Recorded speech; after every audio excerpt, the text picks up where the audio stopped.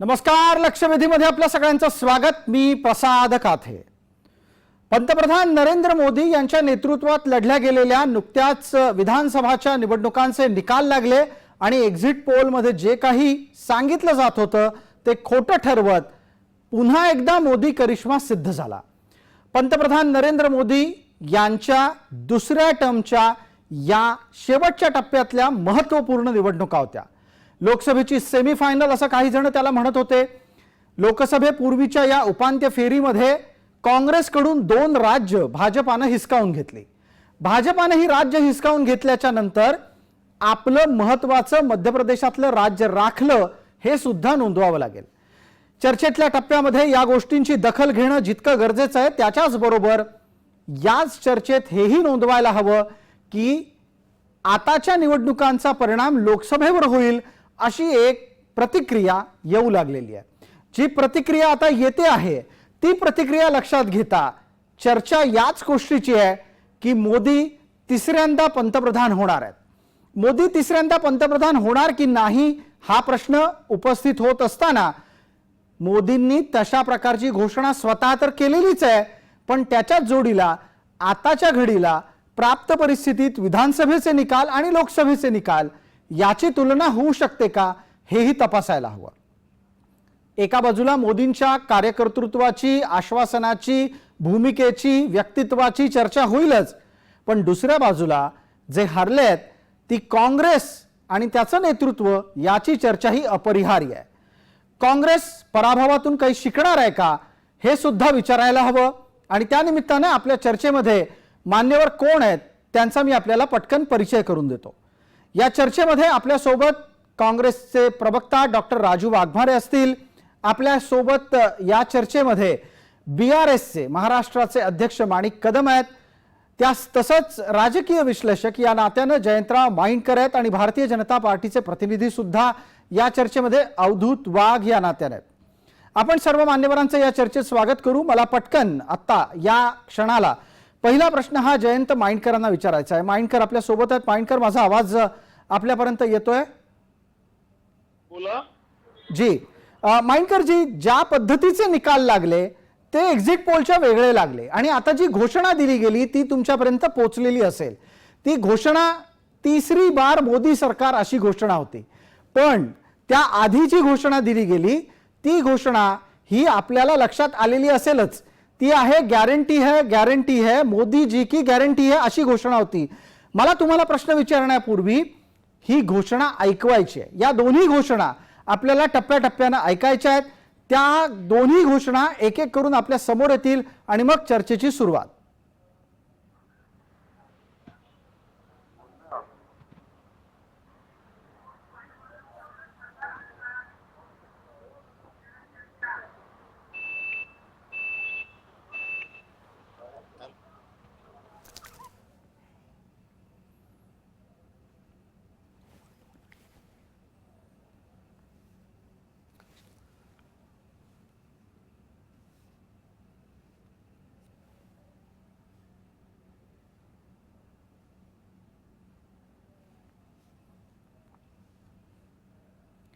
आपण चर्चेच्या निमित्तानं पुढे जातोय. आपल्यासोबत जयंत माइंडकर आहेत. माइंडकर, मला आपल्याला थेट असं विचारायचं आहे की जे निकाल समोर आले त्या निकालांच्या साठीचं तुमचं विश्लेषण काय? मी 30 सेकंद देतो पटकन.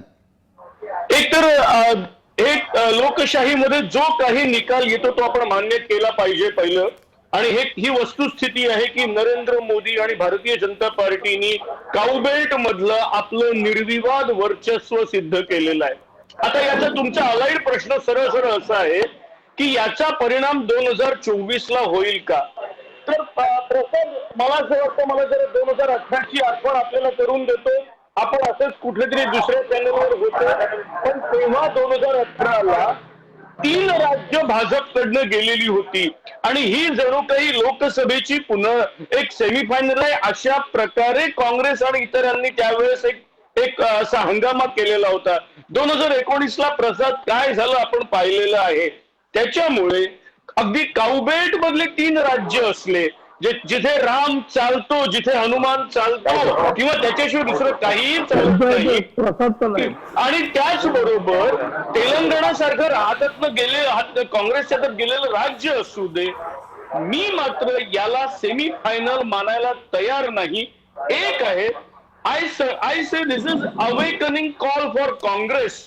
काँग्रेसनी जे काही 28 पक्षांची इंडिया आघाडी उघडलेली आहे, त्या इंडिया आघाडीला अधिकाधिक मजबूत करण्याकरता काँग्रेसनी 2 पावलं प्रसंगी मागे येत त्यांच्याशी जमवून घेतलं पाहिजे. याचं कारण समाजवादी पक्ष, बहुजन समाज पार्टी आणि आप या 3 पक्षांनी छत्तीसगड, मध्य प्रदेश आणि राजस्थान या 3 राज्यात आपले उमेदवार उभे करून स्वतःचं डिपॉझिट घालवून काँग्रेसची मात्र मतं कमी केली. हे थांबवण्याकरता, खरोखर आघाडी राहण्याकरता काँग्रेसनी प्रयत्न केला पाहिजे. So this is the awakening call for Mallikarjun Kharge, Rahul Gandhi, Sonia Gandhi and all. जी, जयंत मांडकर या चर्चेत आपला मुद्दा नोंदवून घेता आला. मला पटकन या निमित्तानं पुढे जायचं आहे आणि आपल्या सोबत असलेल्या डॉक्टर वाघमारेंना प्रश्न विचारायचा आहे. डॉक्टर वाघमारे, जो मुद्दा मांडला गेला की तुम्ही सोबत असलेल्यांना सोबत घ्यायला शिकायला हवं आणि त्यांच्या काही गोष्टी ऐकून घ्यायला हव्यात. काँग्रेस ऐकत नाही, काँग्रेस हट्टी झाली आहे का आणि त्याचाच हा परिणाम आहे का? नाही, सगळ्यात पहिली गोष्ट म्हणजे प्रसादजी की काँग्रेसनी हत्ती झाली आहे किंवा काँग्रेसनी सगळ्यांना बरोबर घ्यायला पाहिजे, ही गोष्ट बरोबर आहे आणि काँग्रेस त्याच दृष्टीने वाटचाल करत आहे. त्याच्यामुळे काँग्रेसने असं केलं नाही हे म्हणणं चुकीचं ठरेल. स्ट्रॅटेजिकली हे ठरवण्यात आलेलं की इंडिया अलायन्सची जी मीटिंग आहे ती लोकसभेसाठी आहे. अजून विधानसभेच्या बाबतीत त्याच्यातलं धोरण जे आहे ते इंडिया आघाडीमध्ये ठरलेलं नव्हतं आणि त्यामुळे मध्य प्रदेश किंवा राजस्थानला इंडिया आघाडीची जी बैठक किंवा ज्या पद्धतीने उमेदवारांची निवड पाहिजे होती ती झालेली नाही. मुंबईमध्ये इंडिया आघाडीच्या बैठकीला मी स्वतः त्यावेळी व्यवस्थापनात होतो. इकडे स्पष्टपणे आम्ही ठरवलेलं आहे की इंडिया आघाडी लोकसभेमध्ये एकत्र लढणार. त्यासाठी लागणाऱ्या ज्या एकूण एक उमेदवारांच्या चाचण्या आहेत, उमेदवारांचं जे बेरीज आहे त्याच्याप्रमाणे त्यांना तिकीट दिली जातील. मग तो कोणत्याही पक्षाचा असू द्या, संयुक्तरित्या ते बघितलं जाईल की त्याची पॉवर निवडून येण्याची क्षमता किती आहे आणि त्याच्यावर प्रत्येक पार्टी कॉम्प्रोमाइज करायला पण तयार आहे. फक्त आणि फक्त इंडियाचा एक उमेदवार बीजेपीच्या विरोधात उभं राहण्यासाठी.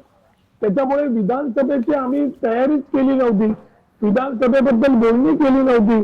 त्याच्यामुळे विधानसभेच्या आताच्या याच्यामध्ये आपल्याला दिसेल की इंडिया आघाडीला आम्ही इंडिया आघाडी म्हणून समोर गेलो नाही. हा पहिला मुद्दा आहे. दुसरा मुद्दा, काँग्रेस हत्ती झाली आहे का तर अजिबात नाही. काँग्रेस उलट ओपन आर्म सगळ्यांना बोलतोय की आम्ही तुमच्या बरोबर यायला तयार आहोत. मी तुम्हाला उदाहरण देतो की आता वंचित आघाडी बरोबर वंचित आघाडीने आमचे ज्येष्ठ नेते आदरणीय राहुलजी गांधी यांना पत्र लिहिलं की तुम्ही आमच्या संविधान सन्मान महासभेला या. राहुलजींनी प्रकाश आंबेडकरांना उलट पत्र लिहिलं. त्याच्यात त्यांनी रिस्पेक्टफुली सांगितलं की आम्ही निवडणुकीमध्ये बिझी आहोत, त्याच्यामुळे कदाचित आम्ही येऊ शकणार नाही, पण माझे प्रतिनिधी मी तुम्हाला पाठवेल. आणि त्यांचे प्रतिनिधी म्हणून आमचे पक्षाध्यक्ष आदरणीय नानाभाऊ पटोले आणि मी स्वतः आणि आमचे अजून एक जनरल सेक्रेटरी आम्ही वंचितच्या सभेमध्ये गेलो. त्या सभेमध्ये आम्ही जाहीर केलं की आम्ही राहुलजींचे प्रतिनिधी आहोत आणि जे लोक संविधानाच्या आणि लोकशाहीच्या रक्षणासाठी एकत्र येतील आम्ही त्यांच्या बरोबर सतत राहू, त्यांना मदत करू आणि एक संघ त्यांच्या बरोबर राहू. त्याच्यामुळे आम्ही हे स्पष्ट केलेलं आहे की आम्ही सगळीकडे जायला तयार आहोत. आमच्या विचारांची बांधिलकी ज्यांच्याकडे आहे त्यांच्या बरोबर आम्ही जायला तयार आहोत. त्याच्यामुळे काँग्रेस अशा पद्धतीने वागते, असा जो गैरसमज केला जातोय तो पूर्णपणे आम्ही चुकीचा ठरवलेला आहे आणि काँग्रेसला असं वागण्याचा काही प्रयत्नच करत नाहीये. आम्ही सगळ्यांना बरोबर घेऊन जाण्याचा प्रयत्न करतो. राजू वाघमारेजी आपल्यापर्यंत निश्चित पोहोचायचं आहे. आपल्याला पटकन एकदा त्या घोषणा ऐकायच्या आहेत ज्या घोषणा कालपासून भारतीय जनता पार्टीचे लोक देत आहेत. निकालाच्या नंतर पंतप्रधान मोदी ज्या वेळेला भाजपाच्या मुख्यालयात आले त्यावेळची एक घोषणा होती, ती आधी ऐकणार आहोत. आणि त्याचबरोबर लोकसभेमध्ये ज्या वेळेला हिवाळी अधिवेशनाच्या निमित्तानं पंतप्रधान मोदी पोहोचले तेव्हा काय घोषणा दिली गेली हे पण आपण ऐकणार आहोत. अरे गारंटी है भाई, गारंटी है, मोदी जी की गारंटी है। अरे गारंटी है भाई, गारंटी है, मोदी जी की गारंटी है। अरे गारंटी है भाई, गारंटी है, मोदी जी की गारंटी है। अरे गारंटी है भाई, गारंटी है, मोदी जी की गारंटी है। अरे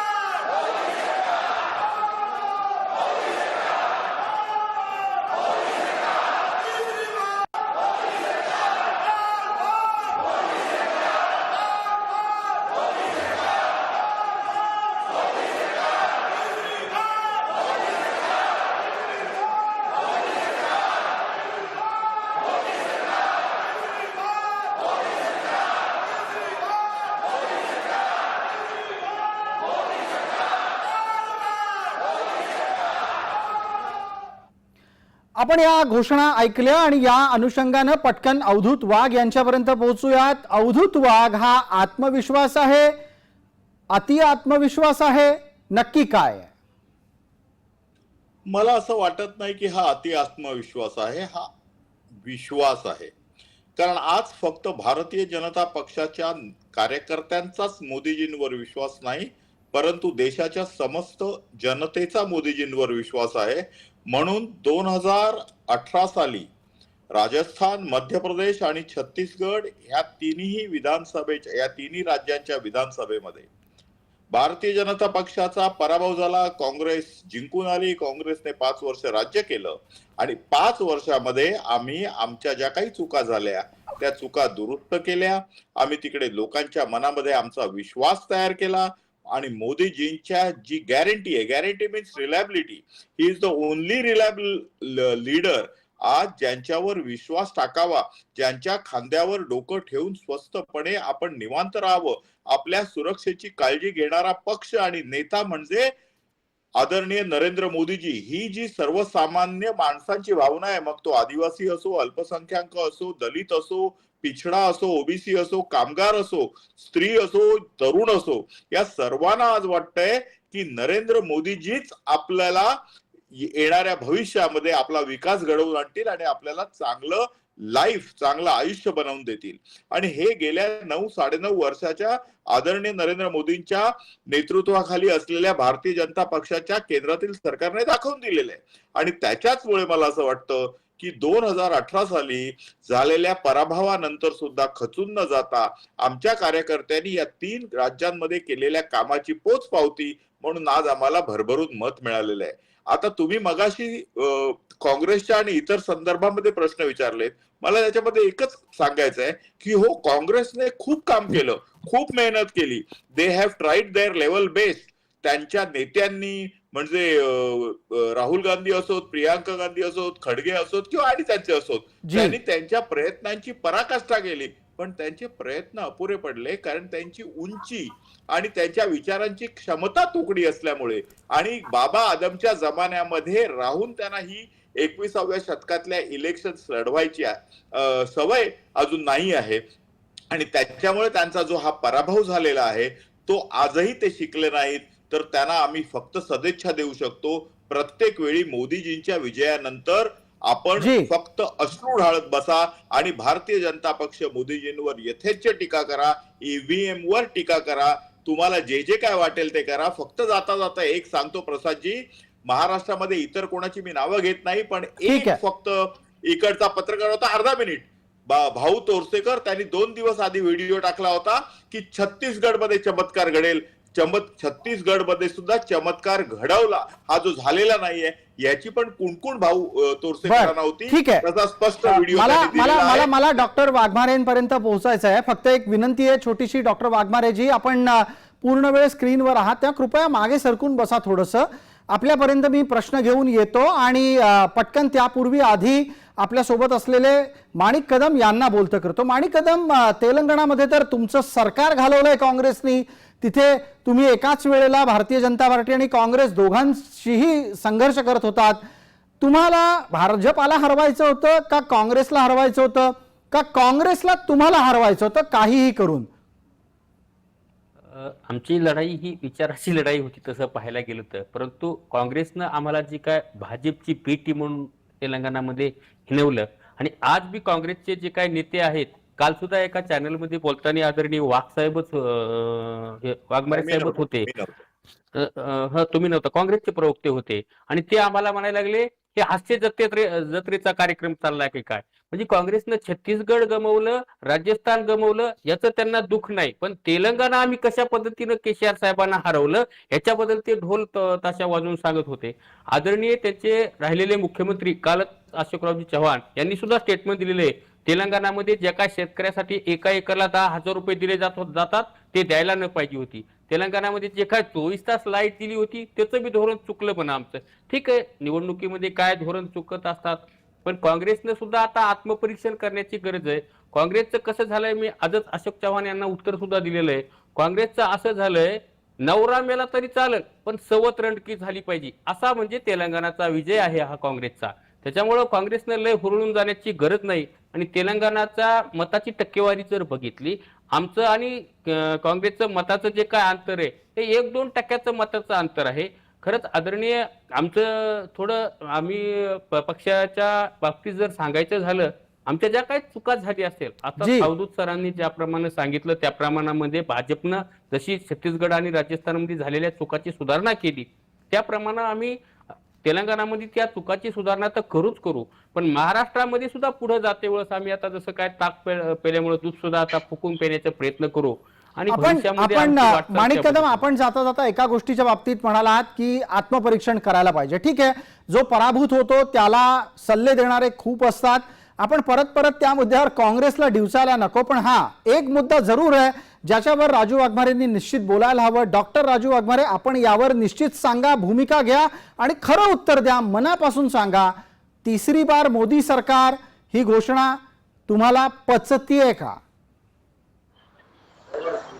तातेजी, मी अगदी स्पष्टपणे आणि खरं बोलतो नेहमी, त्याच्यामुळे ही जी घोषणा आहे ती अजिबात आम्हाला पचते काय, पण ती मान्य पण नाही, कारण ती परिस्थिती नाही आहे. एक गोष्ट लक्षात घ्या, या 3 राज्यामध्ये जो पराभव झाला काँग्रेसचा, त्याच्या पाठीमागे काँग्रेसची काय कारणं आहेत ती काँग्रेसला माहिती आहेत. आम्हाला कारणं, आम्ही त्याचं आत्मपरीक्षण करतोय, आम्ही ती कारणं परत घडू नये यासाठी प्रयत्न करणार आहोत. पण ती कारणं आम्हाला माहिती आहेत, पण त्या विजयामध्ये भाजपच्या विजयाच्या कामापेक्षा काँग्रेसच्या ज्या चुका झालेल्या आहेत त्या चुका आमच्या कारणीभूत ठरलेल्या आहेत. त्याच्यामुळे आम्हाला ही जी घोषणा आहे ती, मला ही जर घोषणा असती तर ती संपूर्ण भारतात पाहिजे होती. कर्नाटकामध्ये आम्ही जिंकलो, तेलंगणामध्ये जिंकलो, पश्चिम बंगालला ममताजी जिंकल्या, पण मोदीजीची गॅरंटी आहे, ती मोदीजीची गॅरंटी तिकडे पण चालली असते ना. प्रॉब्लेम हा झाला की मोदीजीच्या गॅरंटीला काउंटर करण्याची जी ताकद पाहिजे होती ती ताकद आम्ही उभी करू शकलो नाही म्हणण्यापेक्षा, आमच्यात ती ताकद, आमच्या इतर गोष्टींमध्ये आमची ताकद डिवाइड केल्या गेली, त्याच्यामुळे तेवढी ताकद पोचवू शकलो नाही आणि त्याच्यामुळे हा त्यांचा विजय झालेला आहे. त्याच्यामुळे उलट आम्हाला आनंद होईल की या पुढच्या इलेक्शन मध्ये मोदीजी आणि भाजप या दोन्ही घोषणांच्या वर अवलंबून राहतील, कारण या घोषणांना काउंटर करण्याची ताकद महाराष्ट्रात पण आता आम्ही उभी करतोय आणि ही ताकद पूर्ण लोकसभेसाठी उभी करतोय. कारण या 3 राज्यातला पराभव या राज्यातल्या नेत्यांच्या आणि राज्यातलं जे काँग्रेसचं अंतर्गत राजकारण आहे, या गोष्टींमुळे झालाय हा पराभव. ना राहुल गांधींमुळे झालाय, ना पराभव प्रियांका गांधींमुळे झालाय, ना काँग्रेसच्या गॅरंटी ज्या आम्ही दिलेल्या त्या गॅरंटी आम्ही व्यवस्थित पोचवू शकलो नाही. एक नेत्यांच्या आपसातल्या ज्या कुरघोडी होत्या त्या दोन, आणि आपसातलं राजकारण याच्यामुळे काँग्रेसचा पराभव झालाय.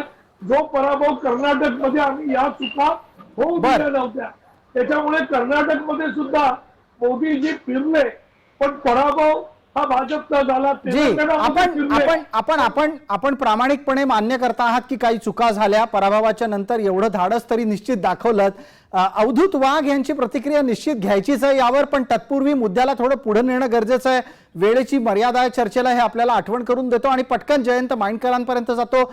जयंतराव, प्राप्त स्थितीमध्ये तिसरी बार मोदी सरकार असं भाजपचं समर्थन आहे.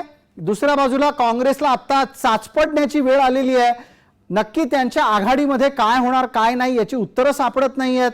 ही स्थिती ही भाजपासाठी विन विन सिच्युएशन, अर्थात दोनों हाथ कढ़ाई में, अशा परिस्थिती, दोनों हाथों में लड्डू असंही म्हणता येईल त्यांना.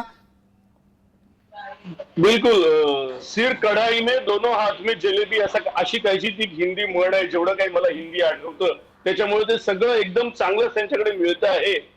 आणि हे बघा प्रसाद, वैचारिक दृष्ट्या सोडून द्या, पण एक फॅक्ट मी मान्य करतो की जर 543 जागी एकास एक लढत झाली तरच कदाचित मोदींचा हा अश्वमेध हा 200च्या आत रोखला जाऊ शकतो. ठीक आहे, प्रत्येक ठीक आहे. हा चर्चेतला एक वेगळा तपशील आहे. पटकन आपण त्या निमित्तानं अवधूत वाघ यांना संधी देऊ. अवधूत वाघ, ज्या पद्धतीने एकास एक लढतीच्या साठीची तयारी केली जाते ती तयारी सुद्धा पूर्ण होत नाही. एकास एक लढत होईल असं वाटतं? ममता बॅनर्जी यांच्या बरोबर राहणार नाहीयेत. शरद पवार तर तिथे नाहीच आहेत, ते म्हणजे मिस्टर इंडिया आहेत इंडियामधले. आणि तो केजरीवालांचं काय होत आहे ते तुम्ही बघत राहा.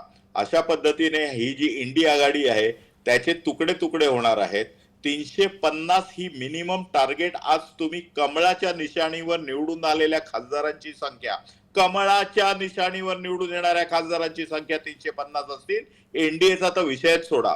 आणि गेल्या म्हणजे 2014 आणि 2019ला 50च्या आसपास घुटणारा काँग्रेस यावेळी रौप्य महोत्सव पण साजरा करणार नाही. या भारतात 25 जागा पण त्यांच्या येणार नाहीयेत. हे मी तुम्हाला पैजेवर सांगतो. नरेंद्र मोदींसारखा सूर्य भारताच्या राजकारणाच्या आकाशामध्ये तळपत असताना हे राहू आणि केतू हे काळाच्या उदरामध्ये कसे गडप होतात ते 2024ला बघायला आपण तयार राहा. ठीक आहे, धन्यवाद. आपण जी भूमिका मांडली ती आम्ही नोंदवून घेतली आहे. आपण वेळेच्या कसोटीवर ती पुन्हा पुन्हा तपासून पाहू. तुर्तास वेळ मर्यादेमध्ये आपल्याला हा चर्चात्मक कार्यक्रम आटोपता घ्यायचा आहे. सर्व मान्यवर या चर्चेत सहभागी झाले त्याबद्दल आपले मनपूर्वक आभार. लक्षवेधीच्या या चर्चेमध्ये तुर्तास इतकंच. सर्व प्रेक्षकांना जय महाराष्ट्र.